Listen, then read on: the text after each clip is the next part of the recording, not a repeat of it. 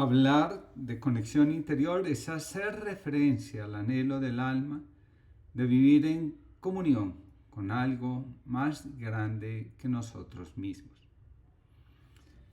Queridos amigos, muy buenos días. Comparto con ustedes la reflexión del día de hoy titulada La fe de los superhéroes. Cada día escucho muchas historias en consulta y cuando son talleres de constelaciones, mucho más. Cada historia me ayuda a pensar que en el fondo del corazón se crea y se cuida la imagen de un superhéroe, de un villano o de un héroe. Cada uno de estos tres personajes no solo crea una narrativa, también tiene una creencia que al volverse sumamente fuerte, se convierte en un sólido fundamento de su existencia, tomando el lugar de la fe. Es interesante mirar hacia el corazón y con humildad reconocer cuál es el fundamento de nuestra vida y de dónde tomamos la fuerza para sobreponernos en la adversidad y dirigir nuestros pasos por la senda de la vida. En una ocasión, el Señor de las Tinieblas convocó en su tenebroso palacio a los más encarnizados enemigos del hombre y se dirigió a ellos de la siguiente manera: llevo miles de años intentando destruir al hombre. Para ello he creado todo tipo de conflictos y guerras, pero cuando parecía que al final lograba lo que tanto anheló, aparecía y evitaba que el ser humano desapareciera de este planeta. A veces parecía disfrazado de sonrisa, otras de una mano amiga e incluso a veces de una simple palabra de consuelo. Y sin embargo, a mí nunca me engañó porque supe que tras los 1000 disfraces se ocultaba mi más terrible enemigo, el amor. Entregaré la mitad de mi reino a aquel de ustedes que me traiga el cadáver del amor entre sus brazos. Uno de aquellos siniestros personajes se abrió paso a golpes entre la multitud.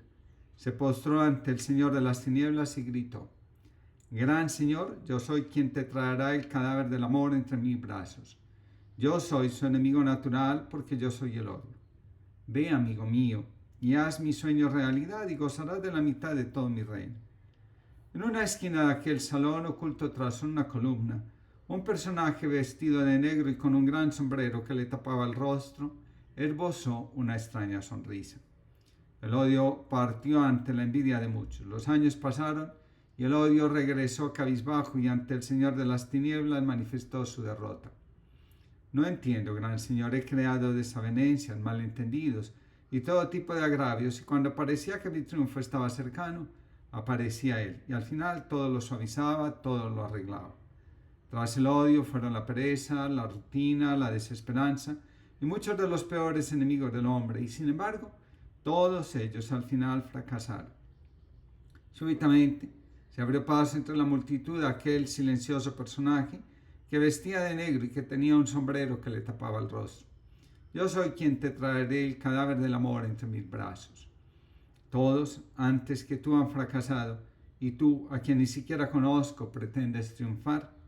No me importunes, todo está perdido. Aquel extraño personaje partió. Pasaron 2 años y de repente se presentó ante el Señor de las Tinieblas con el cadáver del amor entre sus brazos. Lo has logrado, has conseguido lo imposible. Tuya es la mitad de mi reino, pero por favor, antes de partir, dime quién eres. Aquel personaje se quitó solemnemente su gran sombrero y con un susurro que sin embargo hizo temblar a todos los presentes, dijo: Yo soy el miedo. Los superhéroes tienen una experiencia de pérdida traumática.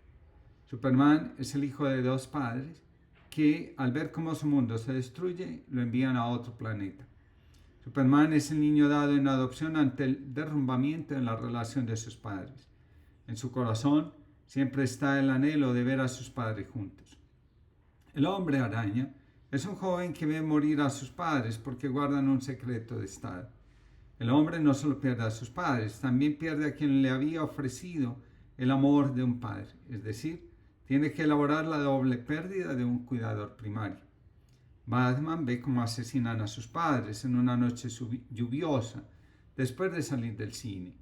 Desde entonces, es el niño que crece bajo el cuidado del mayordomo y con un deseo profundo de encontrar a los asesinos de sus padres y cobrar venganza. Aquaman tiene que luchar contra su medio hermano para hacerse al liderazgo de su pueblo. En primer lugar, este hombre tiene que resolver el conflicto que llega a la familia después de que se descubre la infidelidad del padre. En segundo lugar, tiene un conflicto que exige la integración del mundo profundo con el mundo externo o de la superficie. Flash es el joven que tiene que enfrentar el conflicto entre sus padres. El padre es acusado de asesinar a la madre. Todos van construyendo su identidad desde la creencia de poder salvar a un mundo que en su momento resultó hostil para ellos. Por su parte, los villanos tienen que resolver un trauma de vínculo. El vínculo de trauma se genera cuando una persona que ha sido maltratada termina teniendo una conexión emocional muy fuerte con la persona que de una u otra forma le causó daño. El villano se conecta con la oscuridad y con la sombra. El mundo emocional del villano está configurado por la venganza, el odio, el deseo de destruir y la maldad. Para el villano, el mundo tiene una deuda con él, de ahí que siempre esté pensando que su actuación es justa. El villano tiene como fundamento de su vida el trauma de vínculo. Así, por ejemplo, Lex Luthor tiene que enfrentar la relación con un padre que no cree en él, que todo el tiempo lo desvaloriza. Por esa razón, su mayor enemigo es el hijo de los padres separados. El pingüino rivaliza con sus hermanos por el amor de su madre, una mujer sola y alcohólica, llegando a asesinar a sus hermanos para quedarse solo con su madre. Su ira la descargará contra aquel que vio morir a sus padres. El Guasón es el niño que nace en un hospital psiquiátrico porque su madre, que trabajaba en el servicio doméstico, se enreda afectivamente con el patrón, quien, para no quedar en ridículo, la hace pasar por loca. De ahí que sus enemigos sean los que creen en la justicia. Finalmente están los héroes. El héroe es aquel que emprende el viaje en la conquista de su destino. El héroe se destaca por su valentía en la adversidad, por la conexión interior que mantiene y hace valer los valores profundos de la vida. Se esfuerza por no dejarse arrastrar por las corrientes de la mediocridad del mundo. Es un inspirador de los demás. Gracias al héroe, la humanidad alcanza un mayor grado de desarrollo espiritual. El héroe forja su carácter en la prueba, en la adversidad, en el anhelo de una vida diferente, donde puede experimentar que es posible ser un mundo, aunque el mundo sea hostil o dominado por la oscuridad. El héroe tiene una conexión real con algo más grande. En su interior, cultiva el sentimiento de filiación con la divinidad. Entre los héroes podemos destacar a Jesús, a Ulises, a Hércules, a Alejandro Magno, entre otros.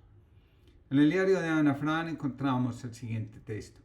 La grandeza humana no reside en la riqueza o en el poder, sino en el carácter y la bondad.